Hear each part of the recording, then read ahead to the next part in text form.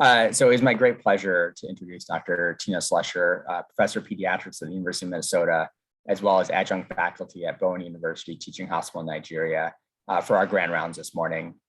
Dr. Slusher received her medical degree at the University of Kentucky. For those who don't know, that's also where I was born. And so got a little bit of a commonality there. And then went on to do her pediatric residency in Oklahoma and her pediatric critical care fellowship at UT Southwestern. And many would say she's been doing her neonatology fellowship as well ever since. Tina has been most recently working at Hennepin Healthcare since 2008 and has partnered with the University of Minnesota as part of the Global Health Program, and most recently as a member of the Division of Pediatric Critical Care. Dr. Slusher has dedicated her life to improving the health of children globally. One of her research interests has shown that simple, cost-effective filtered sunlight can be a viable treatment option for neonates with jaundice in low and middle income countries. This work is one example of the many innovations that Dr. Slusher has brought to these settings in low and middle income countries. In addition to tirelessly working to find solutions that are appropriate technology for pediatric patients in these settings, she has also advanced the field of critical care in low and middle income countries through her teaching of local residents and nurses throughout Africa. She has mentored an uncountable number of US global health residents and physicians.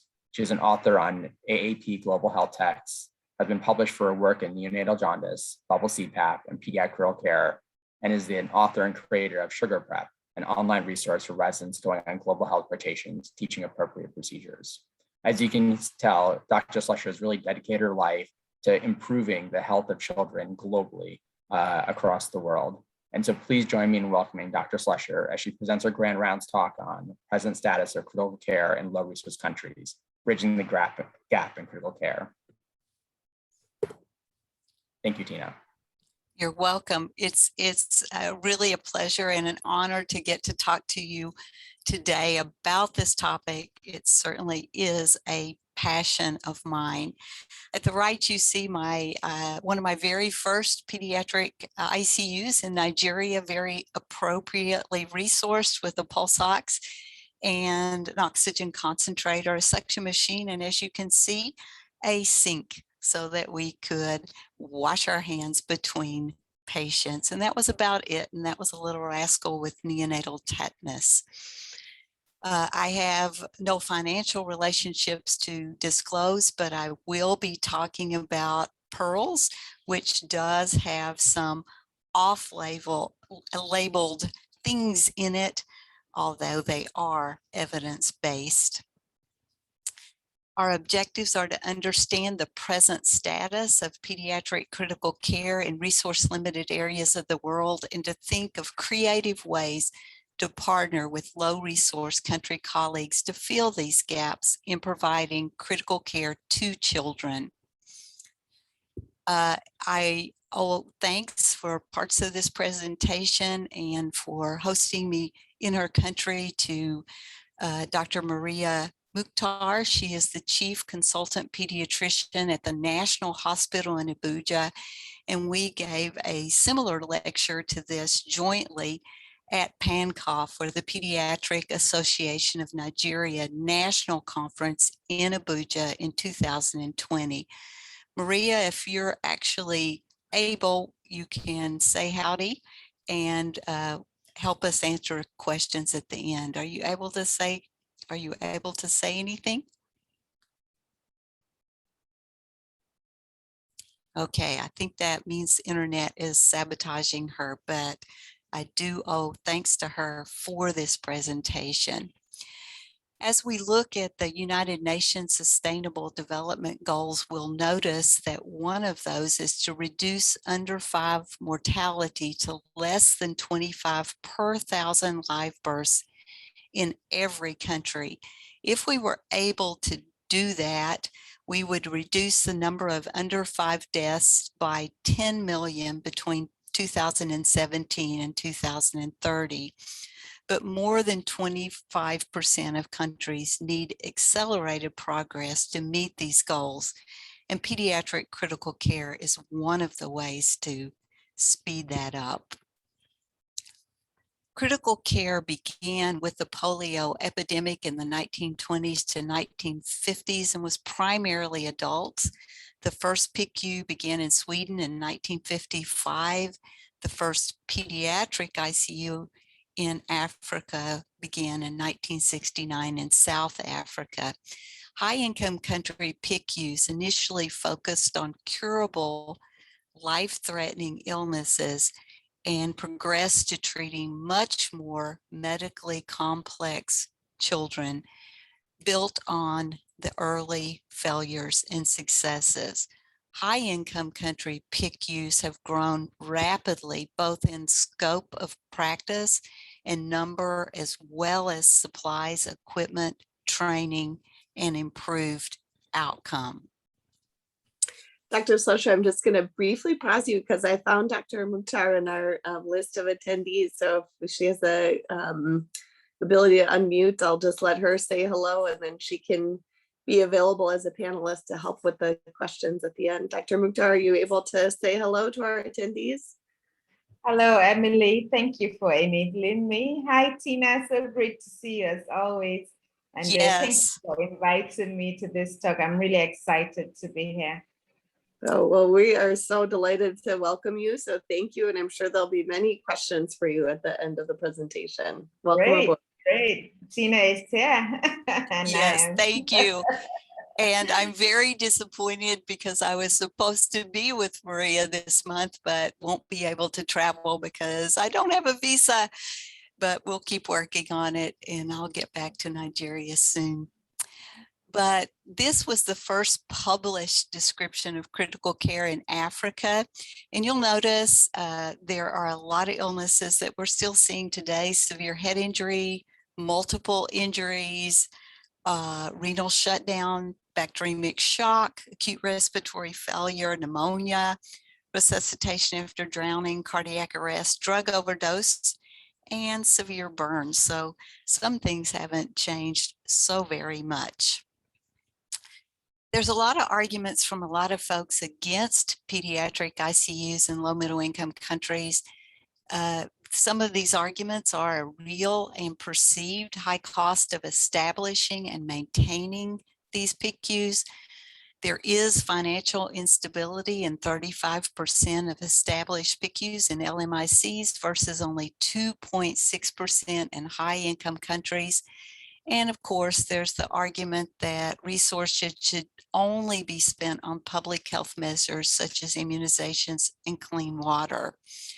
And of course, some argue that low middle income countries can't even do pediatric critical care.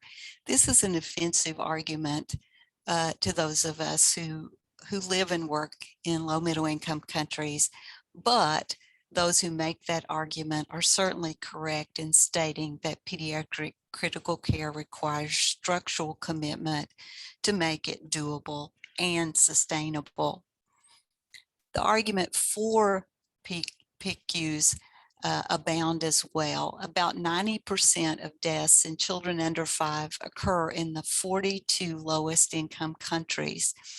Children deserve a well-executed system of triage, emergency care, and pediatric critical care to improve both morbidity and mortality.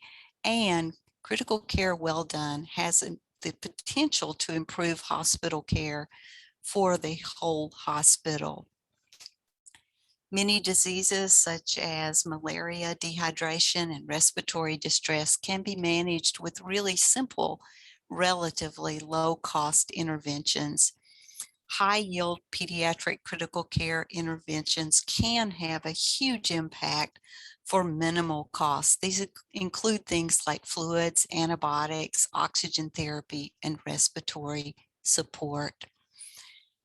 However, we really lack adequate numbers of all healthcare workers. If you look at that very top lines, you'll see the tiny, tiny number of medical doctors and a slightly larger percentage of nurses and midwives, but nothing like we have in our own country and in the Americas. Gaps or challenges exist for both patients and providers. In 1994, Drs. Thaddeus and Main explained some of those delays to help us understand why mothers die, but they're pretty similar for kids as well. Delays in seeking care, delays in reaching the appropriate facility, delays in receiving the needed care due to lack of trained staff at every level, and lack of a critical care unit and or pediatric critical care unit in many, if not most, facilities caring for children. The Ebola epidemic of 2014 really highlighted the gap in both critical care and needed health workers. There were over 25,000 cases and 11,000 deaths, with an estimated 1,400 pediatric deaths and a high case fatality rate. What Dr. Turner said was what Ebola patients need most stems from the foundation of critical care and public health. Early recognition, supportive care, fluid resuscitation, and electrolyte management, with an infrastructure organized to support hygiene, sanitation, isolation practices, safe handling, and transportation services. Unfortunately, patients in West Africa died due to the inability of health systems to provide this foundation. However, there were some notable exceptions, and one of those was actually in Nigeria, where, thanks to the heroic efforts of a Lagos private practice doctor who actually died from Ebola, and Nigeria's response, the spread was curtailed in Nigeria.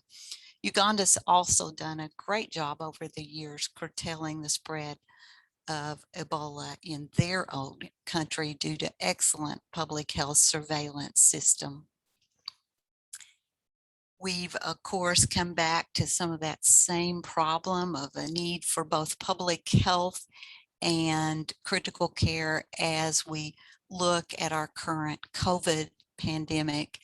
And one of our own here at the University of Minnesota developed a low-cost FDA-approved ventilator that would be applicable in low middle-income countries as well. For more than 60 years, the world has recognized the need for pediatric critical care. Today, most LMICs still lack access to Picus and specialists, resulting in high rates of morbidity and mortality. Disparities result from several infrastructure and socioeconomic factors.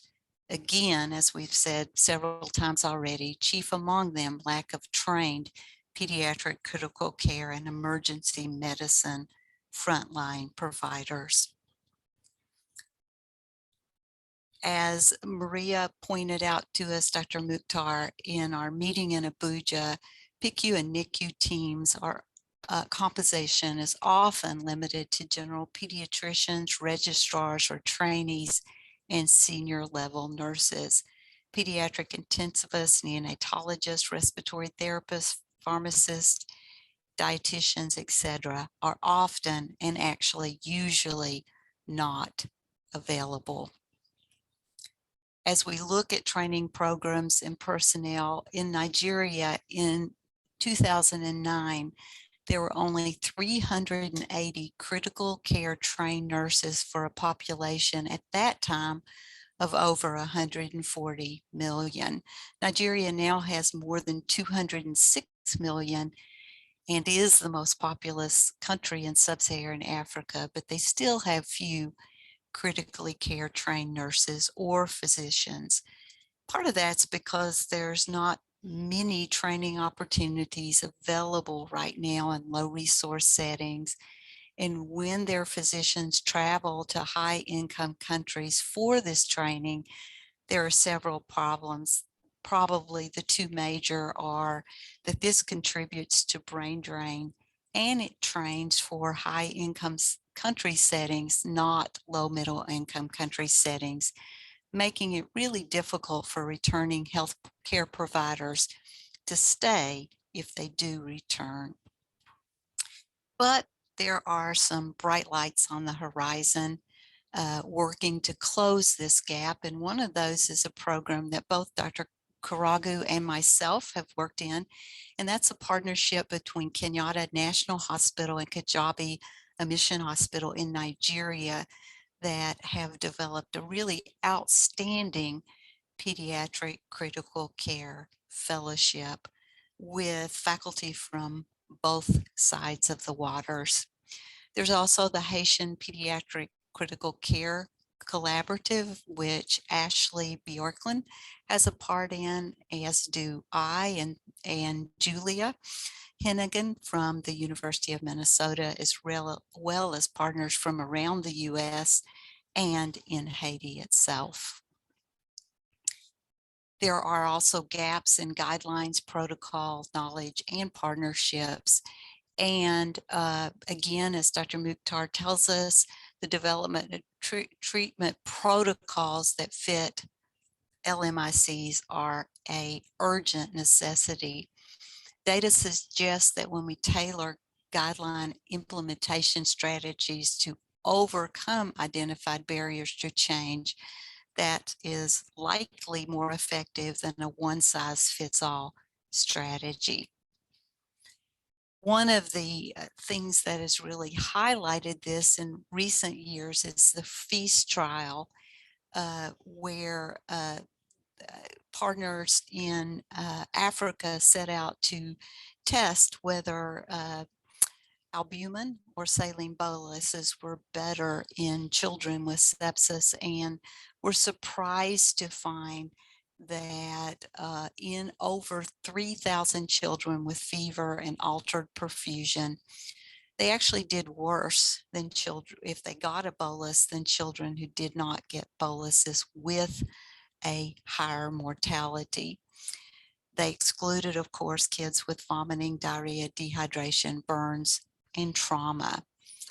And as they looked through that, as many have done then and since then, they couldn't really identify any subgroup in which the fluid bolus actually helped. Now, they didn't have very many of those kids with hypotension, so it was other less severe signs of impaired perfusion. But it's a classic example of an opportunity to learn from our low middle income country partners. Again, people continue even today to argue about why they had the excess death, but it seemed to be primarily refractory shock and not fluid overload, but the effect may have been amplified by a lack of intensive treatments, but it does provide compelling insight into the effects of IV fluid resuscitation and potential adverse events that extend beyond that initial resuscitation period. We also continue to argue if those FEAST trial findings can be generalized because, of course, it was a different severity of shock, a different cause, different causes of shock, but it certainly bodes and points out the need for more intensive research. However, several people are listening to those findings. And in the newest surviving sepsis guideline, they still state our goal of 40 to 60 mils per kilo in the first hour, titrated to clinical markers of both cardiac output and discontinued if you get fluid overload. But I think it's funny to note that that's stated to be a weak recommendation with low quality evidence, while the recommendation from the FEAST trial in healthcare systems with no ICU and absence of hypotension, they recommend strongly against a bolus, and that's a strong recommendation with high quality evidence.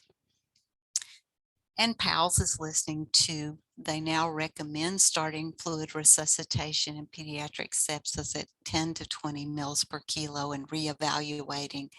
And as I'll say more than once, always excluding kids with vomiting, diarrhea, and dehydration. And I just wanted to share the approach adopted by the Kenyan Pediatric Association.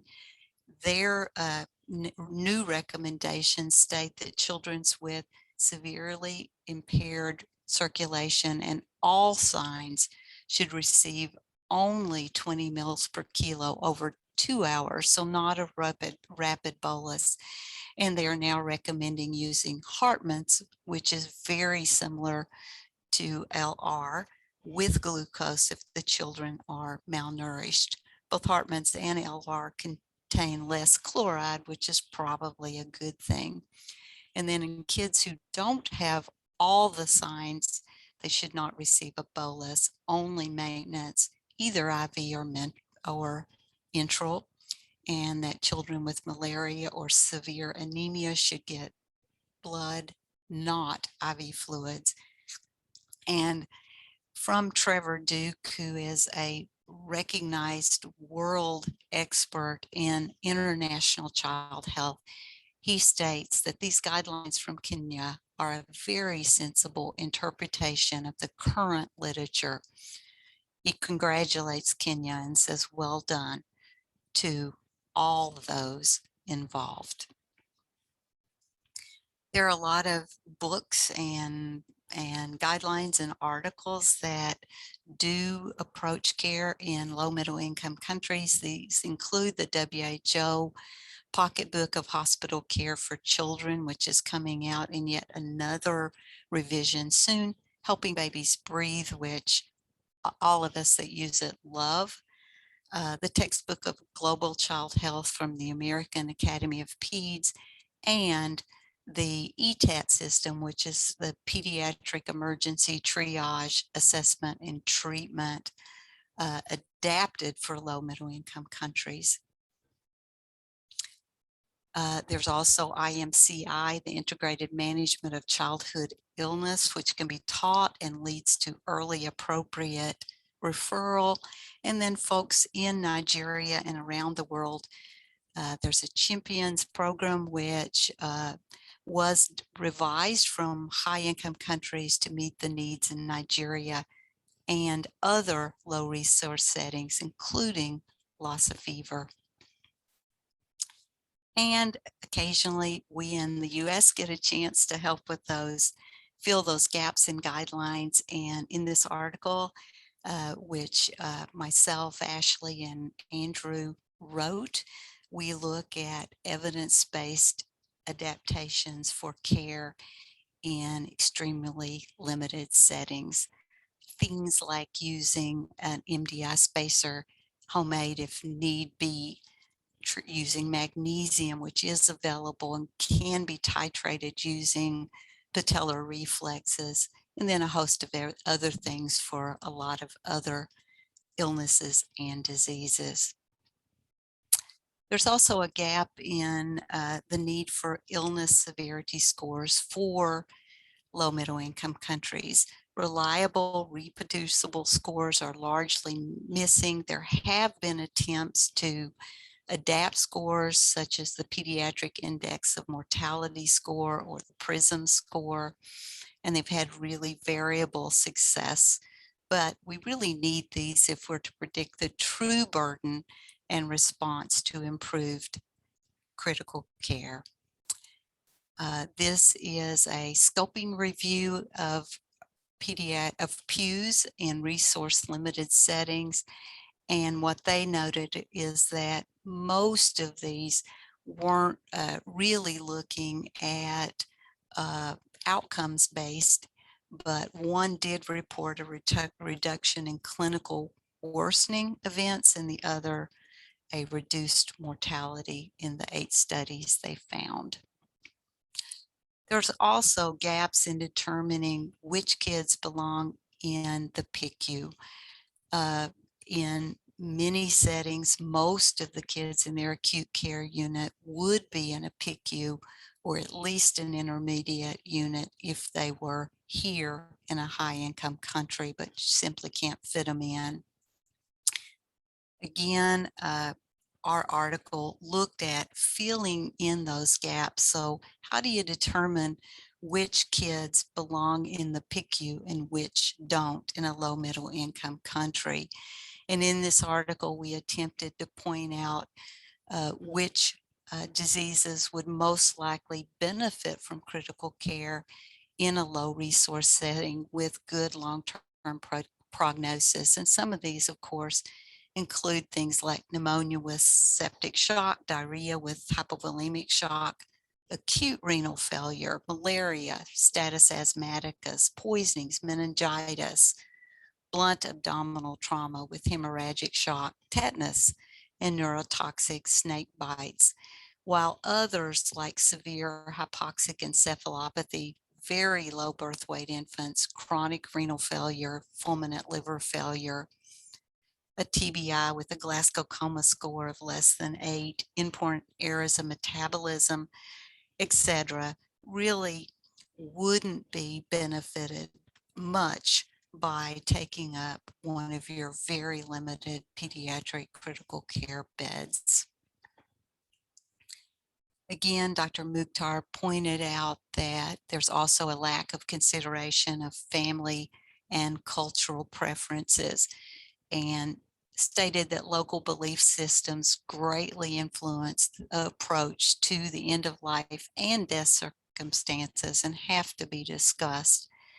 Decisions surrounding escalation of care need to be made in the context of the potential financial impoverishment for the family.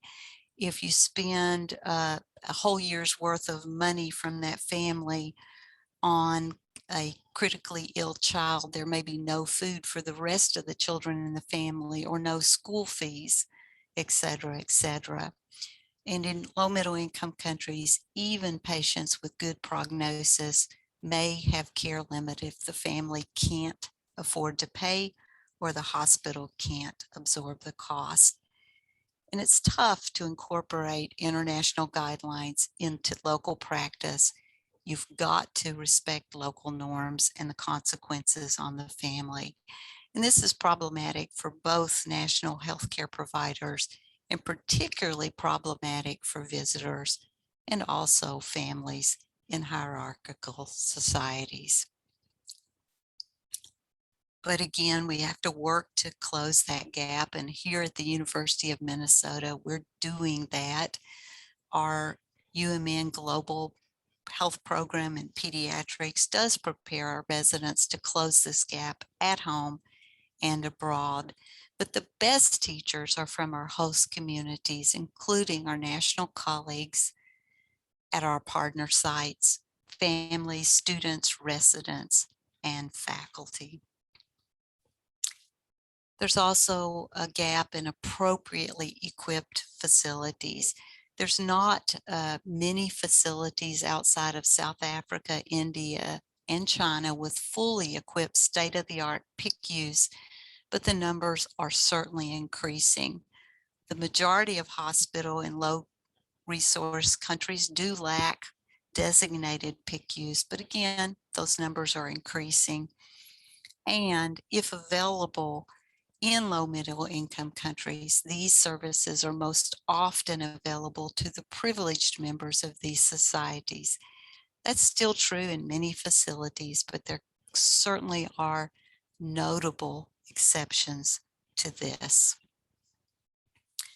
I could have highlighted several examples. One is this Picu in Nigeria, where Dr. Wankor, now based in the US, is working with colleagues at the University of Nigeria in Enugu to establish a state-of-the-art Picu, which you can see at the bottom of this picture.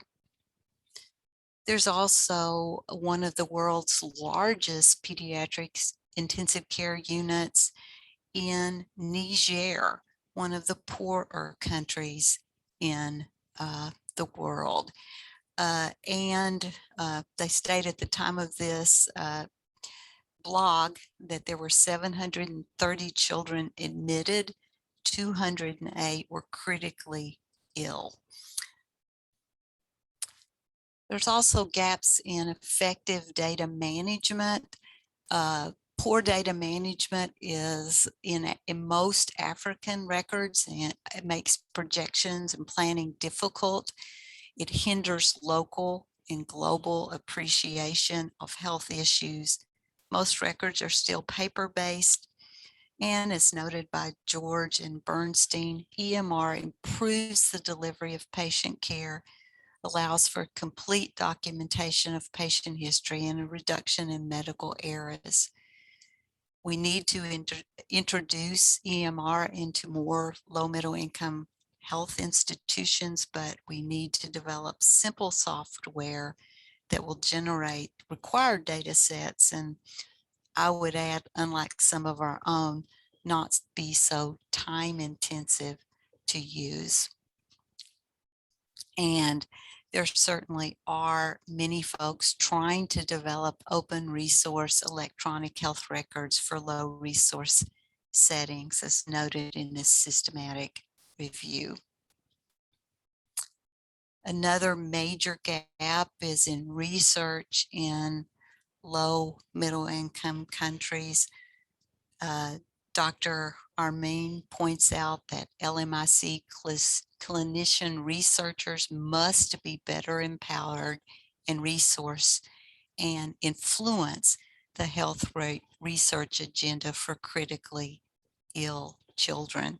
Things like increased funding options, access to training and mentoring and research methodology, and improved data collection systems for LMIC pediatric critical care docs are recognized as needed if we're to do successful research well in low and middle income countries. There are a lot of examples of folks trying to meet that gap. This is one of the many studies looking at lung ultrasound to diagnose pneumonia.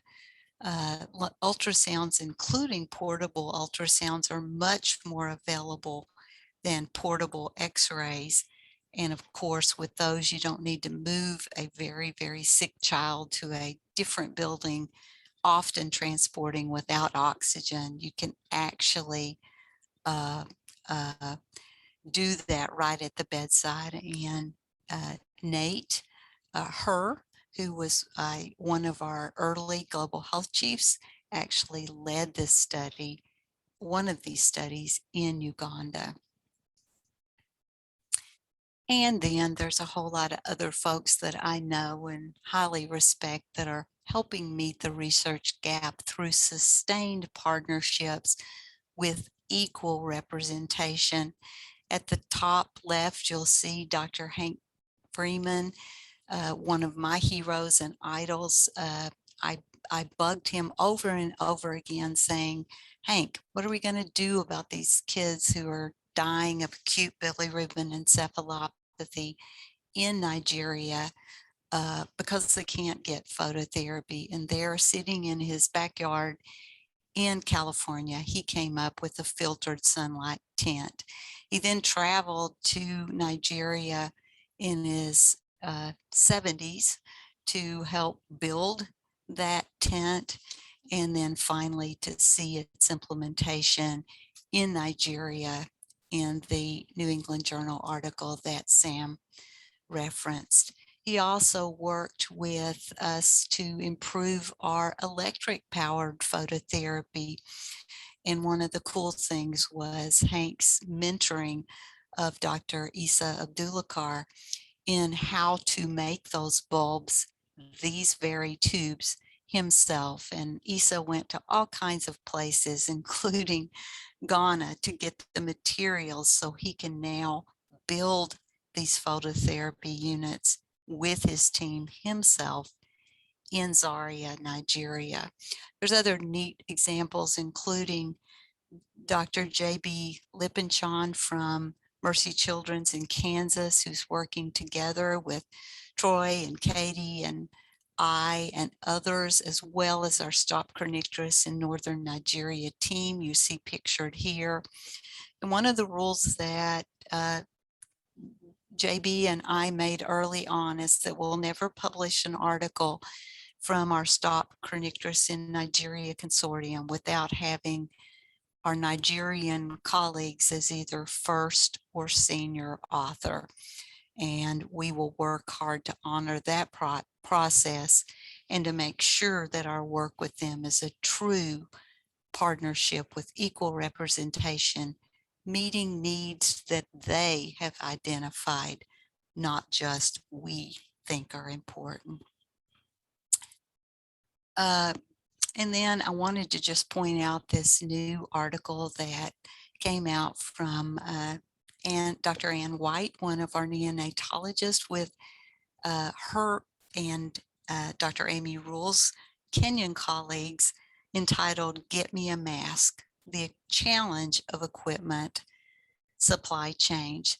And in that article, Ann and Amy point out that outstanding questions exist whether we can safely reprocess single-use equipment.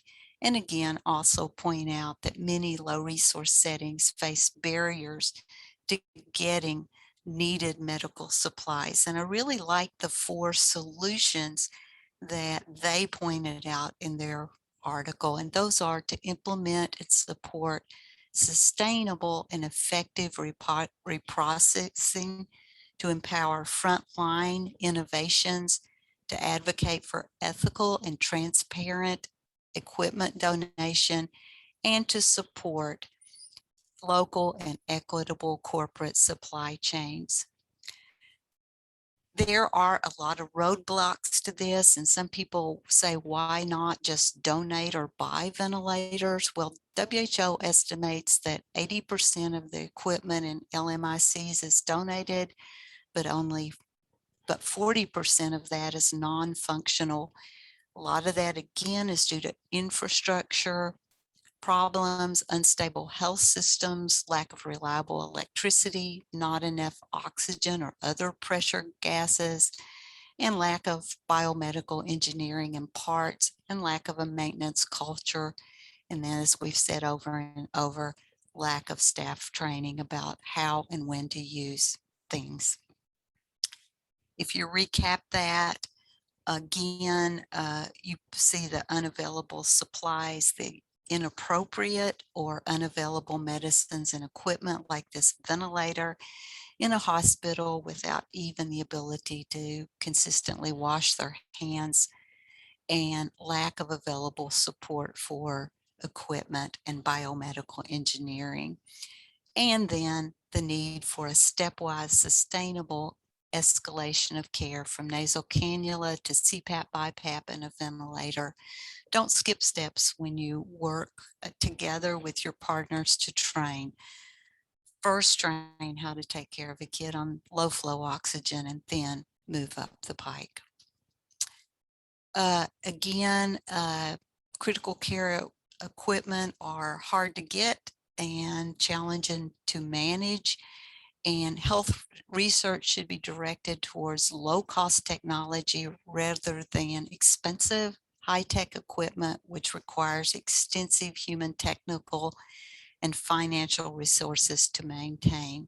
And whenever possible, the production of the needed equipment should be in the low middle income country, cutting down on importation costs. And then maintenance should be a part of any contract or equipment purchase, again, as pointed out by Dr. Mukhtar. She also notes that we should close the gap with local adaptations, including locally made sanitizers, locally made parenteral nutrition, giving things like surfactant through 5 to 6 French tubes, which are readily available instead of endotracheal tubes, or giving through a laryngeal mask airway, as demonstrated by our own Dr. Roberts. And then local adaptation and fabrication should be encouraged in country, as is done currently in India, Nepal, and Haiti. And that would include, I add, the ability to make vaccines such as COVID, as is done in India. And of course, we have a team here at the University of Minnesota working together with our wonderful Pediatric Device Innovation Consortium. And one of the coolest adaptations is that was done by Dr. Bjorklund, where she did simple earplug adapted low-cost bubble CPAP and was able to show in a study in Uganda, that it is safe and very close to having efficacy numbers as well. And it's a way to adapt bubble CPAP that most of us have been doing for a very long time in neonates to older children with bigger noses. This was our first story. It's Christy's story. She presented to us in Gulu, Uganda, in severe respiratory distress secondary to malaria. We resuscitated Christy for hours and hours. She narrowly died over and over again. And finally, when there was nothing more to do, we left her on our bubble CPAP of 10 with SATs in the 60s, fully expecting to come back and find that she had died during the night. On the second day, she was opening her eyes and had SATs of 100%. And by day 4, she was completely off oxygen. Dr. Andrew Wu, who is now doing a pediatric critical care fellowship in Boston, has developed a low-cost oxygen blender that will fit into our low-cost bubble CPAP. It's made from basically 2 syringes and a needle. And he has been able to develop a device that will lower the oxygen from 100% to roughly 60% and 45% using 2 lengths of entrainment ports. And he presented that data at the World Federation of Pediatric Intensive Care in 2020. And that was funded by a combination of sources from the Milowski Foundation, PDIC, and other sources. But it's a really cool innovation that allows us to give something less than 100% when we don't need 100%. And then I am really excited to be mentoring and working with Dr. Stephen John, one of our second-year med peds doctors. He's spent a lot of time along with his sibling and others on his team to develop bubble BiPAP. And I'll note again that bubble BiPAP does not require electricity and develops peak inspiratory pressures between 8 to 24 and can give you a cycling rate of 20 to 40 and costs 1/100th that of a commercial ventilator. He's done some pilot testing on that and has Thrasher funding as well as grant funding on an India-US collaboration to build the bubble BiPAP. He has Thrasher funding now to test it in India. Hopefully COVID will let us do that in next year. We also have worked hard here at the University of Minnesota with our colleagues in the Midwest Consortium of Global Health Educators to develop PEARLS, which is procedural education adaptations to resource-limited settings. This has free step-by-step instructional videos with demonstrations on how to do a variety of things from bubble CPAP to IO placement, chest tube simulations, Pleurovac spacers, burns, bag mask ventilation, neonatal resuscitation, oxygen delivery, and exchange transfusions. And we're always happy with Dr. Mike Pitt's help to add a few more when our colleagues introduce us to new procedures that would fit with pearls.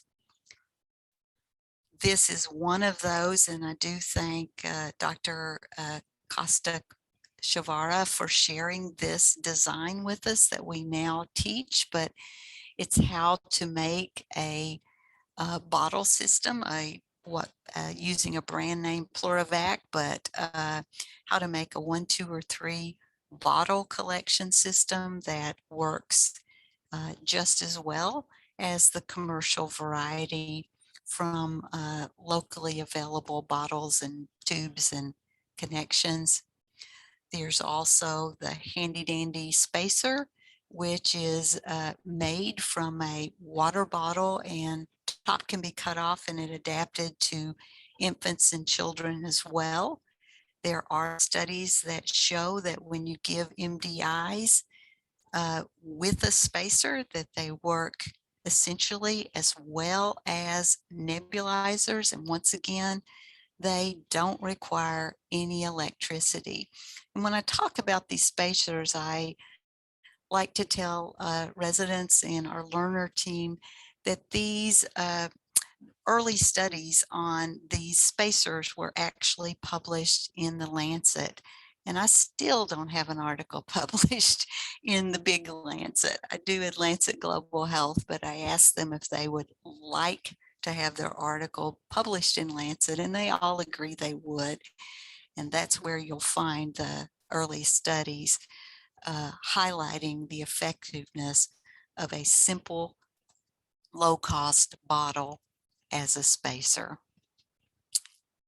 The former DG of the WHO, Dr. Lee, said there is an urgent need to work together toward ensuring access to a motivated, skills, and supported health worker by every person everywhere.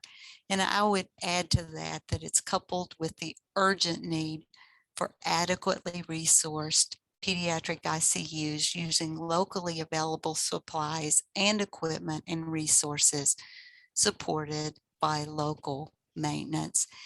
And when we work together, always as an equal partnership. Some of you will recognize Dr. Nadia Samaguda, who did our ICU fellowship and is now working in Nigeria, living in Ghana. Katie Satram, who's part of our Stop Kernicterus in Northern Nigeria team. Isa, this is my Stop Kernicterus in Northern Nigeria team, as well as others. I believe this is Maria and Dr. Ezeka. And then you'll see Troy Lund here working with one of our former residents in Nigeria without electricity, using his lantern as he helped us do G6PD research in Nigeria in Ogbomoso. And I want to thank everybody who's a part of this presentation. I certainly haven't done this work alone.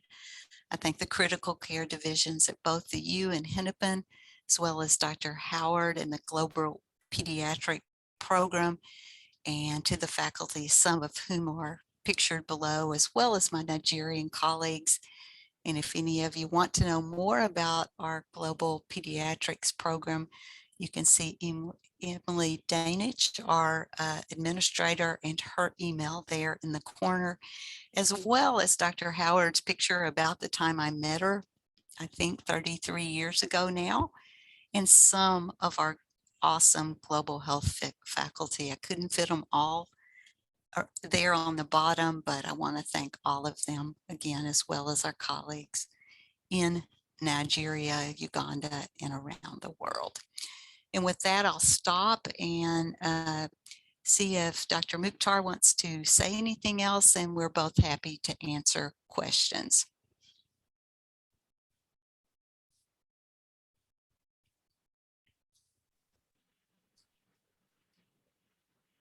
Wow, that was amazing, wasn't it? Thank you so much, Tina, for that wonderful overview about critical care in income countries. And it's always amazing to listen to you because of your experience and exposure to different parts of Africa, and compare it with high income countries. It comes so naturally to you because you actually live and work with us. So I want to congratulate you and thank you, especially for what you're doing for children across the world. I was particularly excited to learn about several walks that are happening around Picus, which are things that can actually be adapted to our own settings. In particular, the mixer, the blender, the oxygen blender for the CPAP. I thought that was an interesting thing because we have a similar device in our hospital, which we developed locally. And the missing gap is actually the oxygen blender. So I thought that was particularly very exciting to hear about. And of course, the bottles. There were a lot of things you said. I'm available anyway. If there are any questions, I'm sure we'll pick up the discussion and then continue from there. Well done. Thank you. Thank you. So for our audience, please feel free to put questions in the chat or in the Q&A function. I would say, certainly, Dr. Slusher, you have so much experience, as Dr. Mukhtar was pointing out, kind of working all over the world. And I'm wondering, how do you sort of prioritize, sounds like with kernicterus, you're like, this is the thing we need to really be working on. And you have such a cool network of people you've built over the years, like this guy's going to be able to build a tent for me, and this person's going to be good at making CPAP. But what are some of the things, what are the next things that you think need to be built, or that you're waiting for a clever invention to help in low resource settings? Do you have ideas? Yeah, I think we do. I mean, I think one of the things that Ashley and I really want to do is to be able to show that this low cost seal bubble CPAP actually does work as well as commercial CPAP in low middle income countries. Because one of the things I'm always trying to do is look at different levels. That very low cost bubble CPAP and seal bubble CPAP are certainly not appropriate for the Picu in Kenyatta right now, or the Picu in a fully developed Picu in Nigeria or anywhere. But looking at validating that, and then with Stephen John, I think some of the things we are looking at and he is looking at are, we've been doing some neat studies to look at a low cost humidifier for his bubble BiPAP, as well as testing that bubble BiPAP in a low resource setting. One of the things that Katie Satram and I worked on was a low cost irradiance meter. And I would love to be able to do more work on that and come up with an irradiance meter that they could actually afford to buy and to test their phototherapy. Another thing that I've been talking to some folks in the UK about is low cost drip counters or pumps, IV pumps. Those, believe it or not, are really expensive, like $10,000. And as you know, most of our pumps in the US require special tubing. That's completely not possible in most of the low middle income country settings. So we need a pump that will work on any kind of tubing, be affordable and easy to use. I mean, when we have to give a drip, be it epinephrine or dopamine or insulin or you name it, we're often using micro drips and drip chambers and trying to count those. And that, as Dr. Vivian Lulechi will tell you, is a tough thing to do, or Ife Ojo, both of who teach that in our Pearls workshop. It's a really tough thing to actually count those drops accurately. So that would be something that I would love to see us develop, is a low cost, reliable drip counter or infusion pump. I don't know if Maria has, Dr. Mukhtar has other things that she would like to see, but those are some of the things I would like to see as I continue to work on things we need.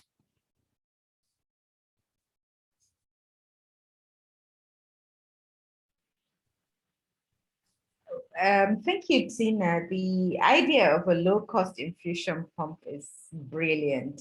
I can't wait for that to happen, because currently, and as you know, infusion pumps are very rare things in most pediatric units. Only the big hospitals have a few, and it can't even go around all the babies.